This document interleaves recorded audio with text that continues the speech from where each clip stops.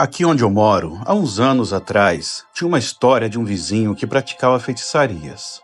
Ele tinha dois pitbulls que às vezes esse vizinho soltava, de propósito, para amedrontar as pessoas do bairro. Eu era bebê ainda e meu pai disse que quando ele chegou no bairro, todo mundo tinha medo desse vizinho feiticeiro. Só um rapaz que não tinha medo dele. E quando esse vizinho nosso soltou os pitbulls para amedrontar a vizinhança, só esse rapaz teve coragem de enfrentar o tal feiticeiro. O rapaz discutiu feio com o cara dono dos pitbulls. Quase saíram na mão e o dono dos pitbulls, o vizinho feiticeiro, jurou vingança ao rapaz. Um certo dia, o rapaz vinha voltando do trabalho. Era por volta das 10 da noite. O bairro, na época, tinha muitos terrenos baldios. Ele passava pela rua de frente à casa que morava o vizinho, que havia jurado vingança a ele. Foi quando, de um terreno cheio de mato, do lado da casa do vizinho encrenqueiro, saiu dois cachorros pretos de orelhas grandes e olhos vermelhos e atacaram o rapaz, que começou a gritar por ajuda. A vizinhança saiu para acudir o vizinho, que tinha uma arma, um revólver 38. Ele tirou nos cachorros e eles correram. Levaram o rapaz para o hospital e ele ficou bem. No outro dia, foram ver de quem eram aqueles cachorros e perceberam que os pitbulls do vizinho estavam mortos dentro das casinhas, perfurados com balas de revólver. Mas o estranho era que os bichos que tinham atacado o rapaz pareciam lobos, quase do tamanho de cavalos. Todo mundo pensou se tratar de algum feitiço que foi feito pelo dono dos cachorros, pois ele dizia ser praticante de rituais sombrios e muitas coisas estranhas acontecia quando ele morava aqui. Depois de um tempo, esse vizinho feiticeiro foi embora e nunca mais ninguém ouviu falar dele.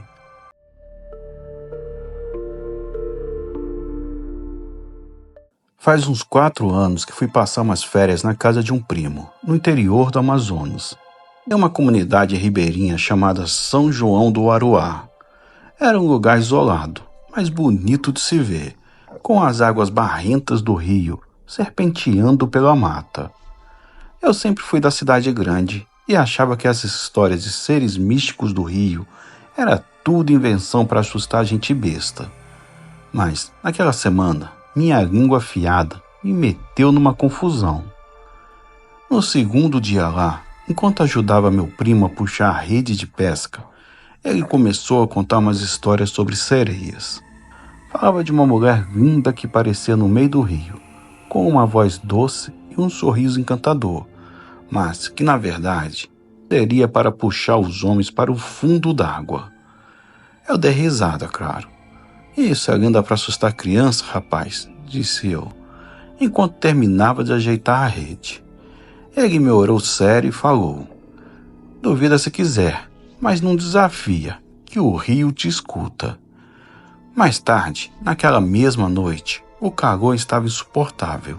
Resolvi ir até o Trapijé sozinho, pensando em me refrescar um pouco. A lua cheia brilhava no céu, refletindo nas águas tranquilas. Enquanto olhava o rio, ouvi um som.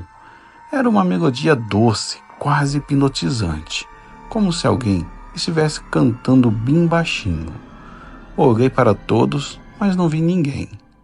De repente, no meio do rio, uma figura surgiu. Era uma mulher com cabelos longos e vermelhos, que brilhavam como ouro molhado. Ela tinha um sorriso que parecia um convite. Vem, ela sussurrou, com a voz mais suave que eu já tinha ouvido.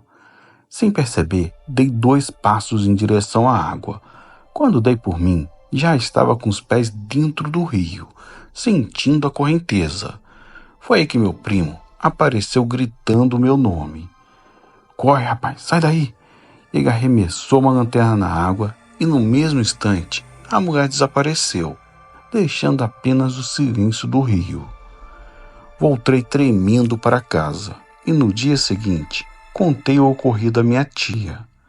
Ela apenas sorriu de canto e falou: Tu teve sorte, rapaz. A sereia só te chamou porque queria te testar. Nunca zombe do rio, porque era cheio de mistérios. Eu aprendi a minha lição. Hoje, respeito o Amazonas e suas histórias. Algumas lendas, descobri, têm mais verdade do que a gente imagina.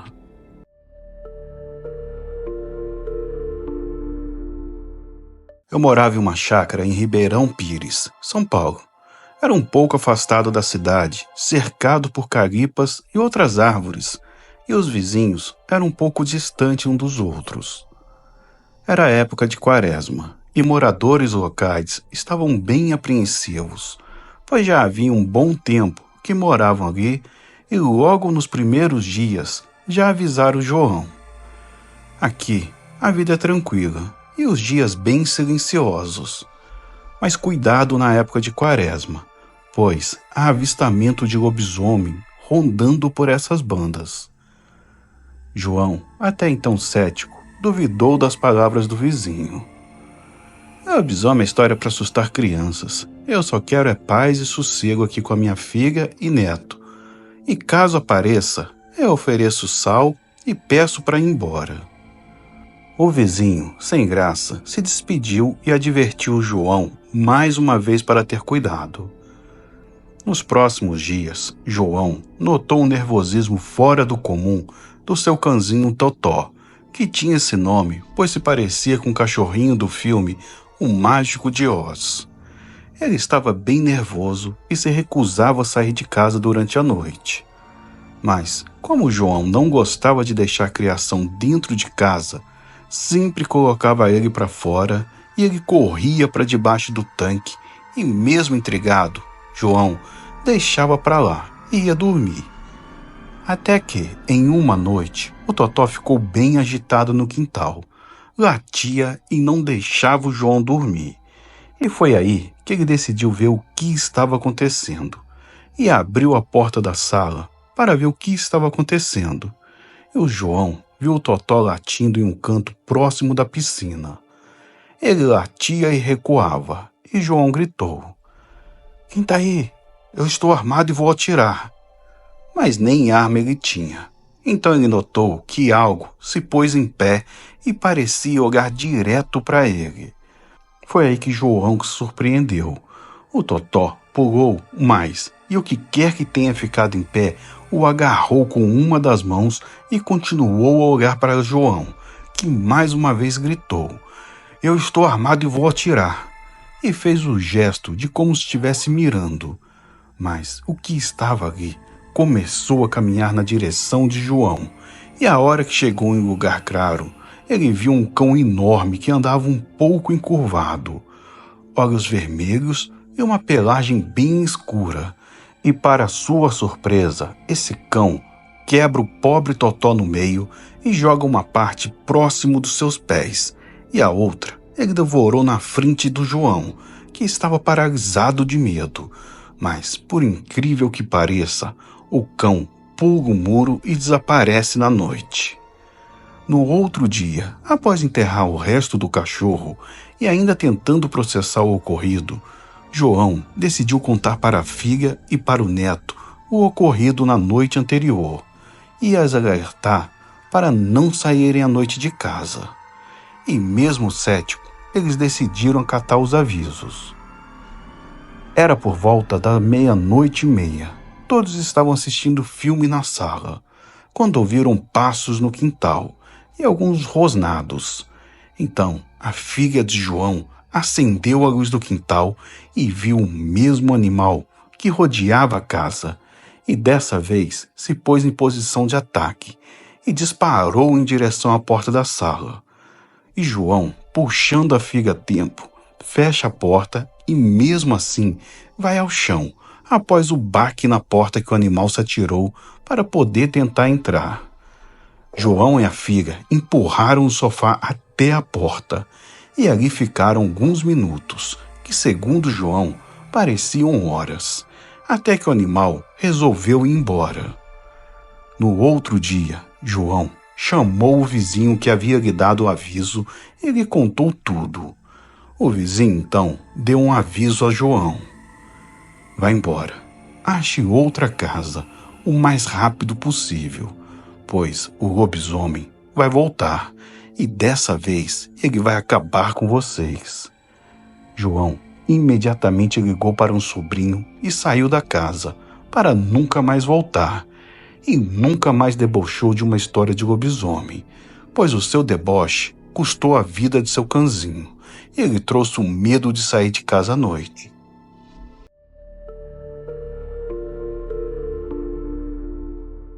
Minha avó faleceu em 2023.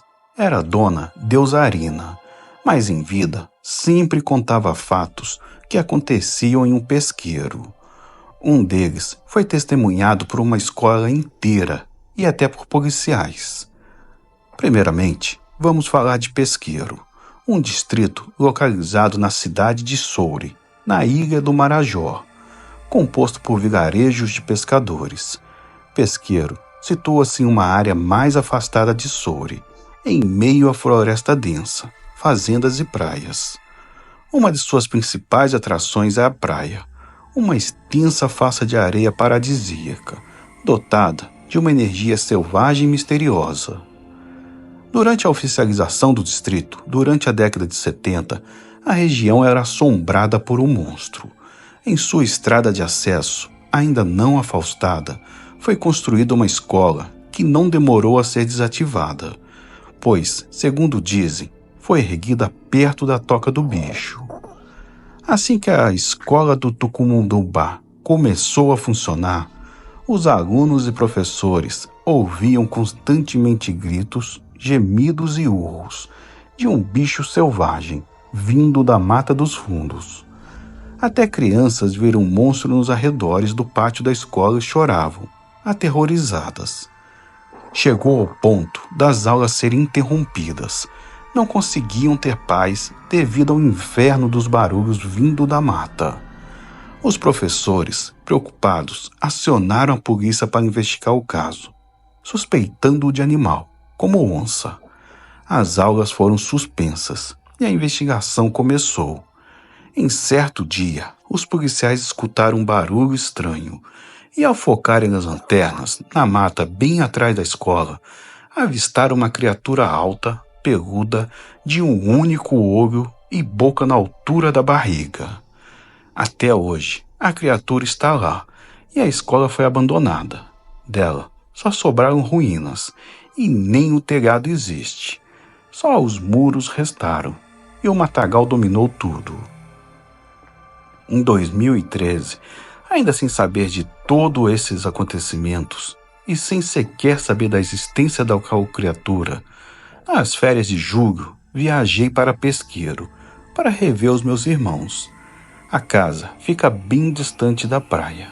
Resolvemos ir todos juntos, andando pela estrada. Como a distância é grande, acabei ficando cansado e ficando um pouco para trás. Parei um instante para descansar os pés. Só se via floresta e mais nada. Até que um prédio dentro da mata me chamou a atenção. Fui até lá olhar mais de perto. Eram ruínas do que parecia uma escola. De repente, deparei com uma criatura peluda lá dentro, sentada de costas. Então, naquele momento, subiu uma adrenalina. Um frio me deixou paralisado. Resolvi andar devagar na tentativa de não chamar atenção e olhar mais de perto. Mas pisei em galhos e a criatura me viu e deu um rugido bizarro. Eu me desbestei a correr. Encontrei com meus irmãos mais à frente. Mas não esqueço sua aparência. Peluda, de um olho só na face e a boca no meio da barriga. Nossa mãe nos contou que era o Mampiguari, que nossa avó sempre contava, e contou toda a história sobre a escola, que teve que ser desativada. Ninguém sabe por que esse bicho não sai de lá. Supõe-se que seja seu território. Só toca e está protegendo o seu lar. Minha avó contava isso. Até ali era só lenda, mas eu vi com meus próprios olhos. Segundo a conta, em algumas tribos indígenas, o Mampiguari é um velho indígena que, por nunca morrer, foi amaldiçoado por sua imortalidade e tem a sina de virar na criatura.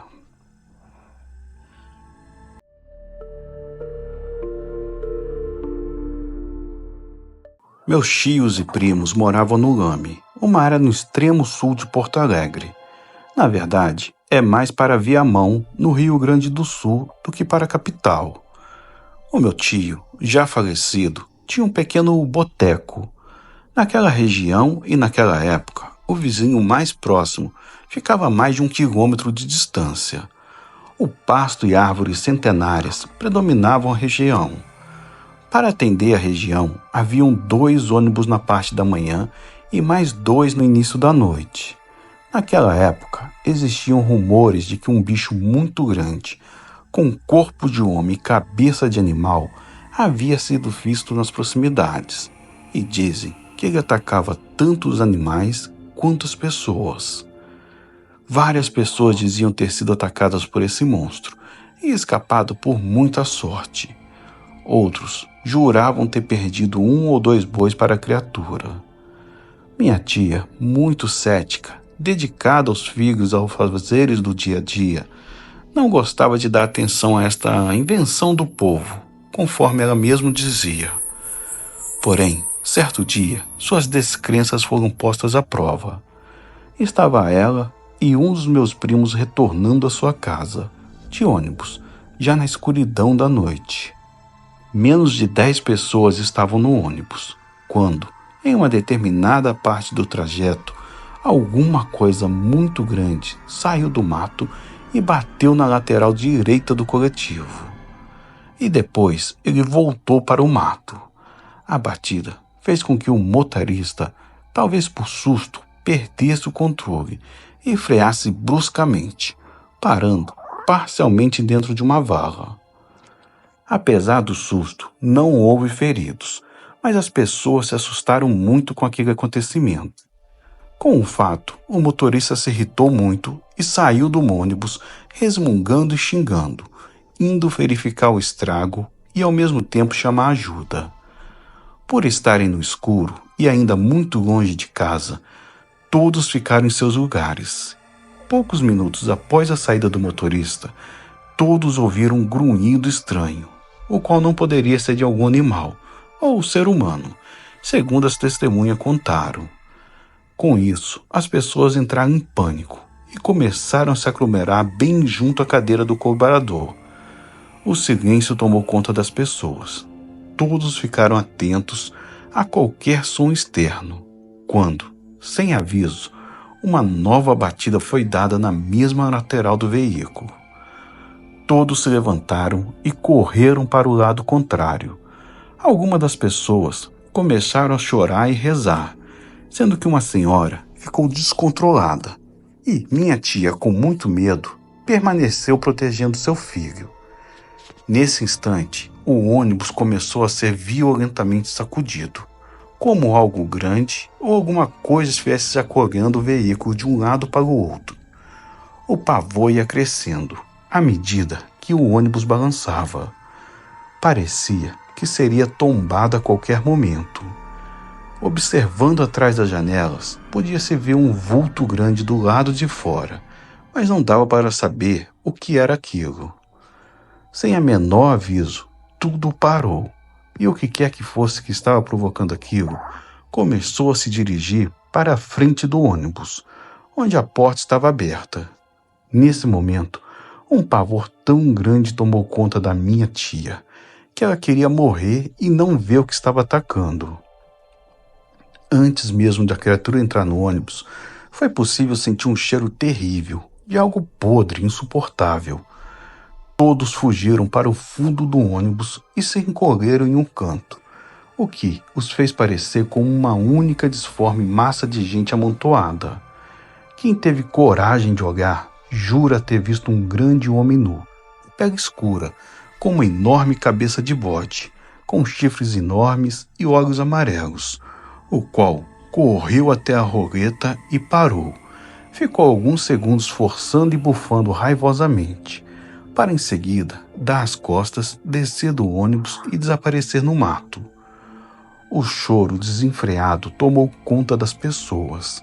As pessoas estavam em choque, totalmente apavoradas. O cobrador pulou a roleta e correu para fechar a porta do coletivo. Alguns longos minutos se passaram, quando um outro ônibus encostou ao lado deste. Um outro motorista, que foi chamado para socorrer o carro estragado, foi informado do ocorrido e saiu para encontrar o primeiro motorista, que ainda não havia retornado. Por sorte, estava andando no acostamento da estrada, retornando do local que ligou para a empresa de ônibus. A brigada militar foi acionada, vieram ambulâncias, peritos, rádio e televisão. O caso foi repercutido por alguns meses, havendo até matérias de jornal e entrevista com as vítimas. Grupos de buscas procuravam rastros da criatura, mas nunca foram encontrados. Várias teses foram formuladas sobre o que teria atacado o ônibus, mas nada comprovado.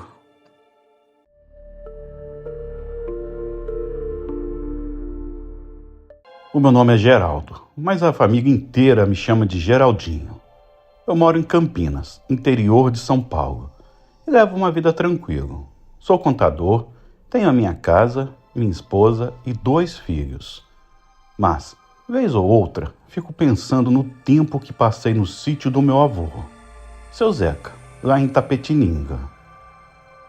O vô Zeca era cabra do mato, homem que sabia de tudo um pouco. Criava bicho, plantava de tudo, ajeitava as coisas com as próprias mãos e contava história como ninguém. Quando eu era moleque, eu ia passar férias no sítio dele. Parecia que o mundo era outro. A noite era escurona, só com as estrelas e o lampião craneando o terreiro. E foi em uma dessas noites que ele abriu o jogo para mim. Ô Geraldinho, presta atenção que o que eu vou te contar, pouca gente sabe. Aqui, onde fica o meu sítio, o povo faz bagunça com seu nome de graça. Aí, eu sempre guardei essa história só para mim. Mas você é meu neto, e neto precisa saber das coisas. Então, olha só. Era lá em 1946. Sua avó já estava adoentada. Coitada, eu tinha que segurar as pontas no braço. Eu tirava leite cedo, mexia no roçado e de noite estava de olho nos bichos. Só que começou a sumir uns trem esquisito. Primeiro foi um porquinho novo, depois umas galinhas. Eu pensei que fosse cachorro do mato. Mas os rastros que eu achei não era coisa normal não. Era um rastro grande, tipo pata, mas com um jeito que não era de bicho que eu conhecesse. E o mais danado, só aparecia nas noites de lua cheia. O povo na venda até cochichava, mas ninguém tinha coragem de dizer nada. Gente daqui não brinca com coisa que pode trazer mal, né? Bom, depois daquela noite, meu neto, eu não consegui mais dormir direito. Toda a lua cheia era a mesma coisa. Barulho no terreiro, rastro no chão e mais bichos sumindo. Parecia que a criatura estava ficando cada vez mais ousada, porque o trem danado cada vez vinha mais perto de casa. Eu decidi que tinha que fazer alguma coisa. Não ia ficar esperando perder todos os meus bichos.